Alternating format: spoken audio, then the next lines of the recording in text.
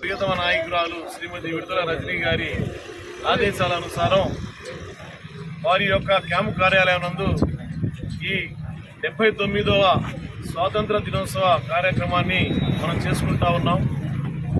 మరి ఈరోజు ఆగస్టు 15ని మనం మన యొక్క భారతదేశంలో స్వాతంత్ర దినోత్సవంగా జరుపుకోవడం మనందరికీ తెలుసు. వారి యొక్క పోరాట స్ఫూర్తిగా ఎంతోమంది అమరవీరుల ప్రాణాల త్యాగాల కృషిగా ఈనాడు మనం మన దేశంలో ఈ స్వాతంత్రం అనేది జరుపుకుంటా ఉన్నాం.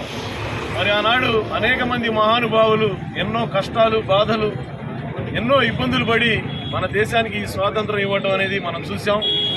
వీరిలో ఆనాడు ఈ ఉద్యమానికి నాయకత్వం వహించినటువంటి మహాత్మా గాంధీ గారు కానీ, అలాగే వారు అహింస సత్యాగ్రహాన్ని నమ్ముకొని అవే ఆయుధాలుగా వారు ముందుకెళ్ళటం, మరి వారికి బాసటగా పోరాటాలకు స్ఫూర్తిగా సుభాష్ చంద్రబోస్ గారు ఆనాడు ఆజాద్ హిందూ ఫౌజ్ అనే సంస్థని ఏర్పాటు చేసి ఈ దేశానికి స్వాతంత్రం కావాలంటే పోరాటం తప్పితే స్వాతంత్రం రాదని చెప్పి వారు ఒక సైన్యాన్ని ఏర్పాటు చేసుకొని వారి యొక్క పోరాటం, మరి అలాగే భగత్ సింగ్ లాంటి యువకులు, భగత్ సింగ్ లాంటి అమరవీరులు, వారి యొక్క మిత్రులు ఆనాడు చాలా చిన్న వయసులోనే ఈ దేశం యొక్క స్వాతంత్ర సమరంలో పోరాటం చేసి ప్రాణాలు కోల్పోయి వారు ఉరిగావించబడటం కూడా మనందరికీ తెలుసు.